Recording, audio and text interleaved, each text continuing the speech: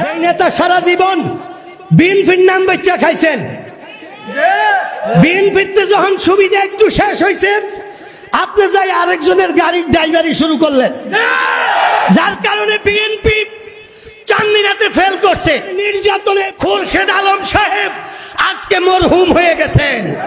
আল্লাহ পাক খোরশেদ সাহেবের কবরকে জান্নাতুল ফেরদাউস নসিব করুক, ওনার কবরকে জান্নাতের বাগান বানায় দেয়।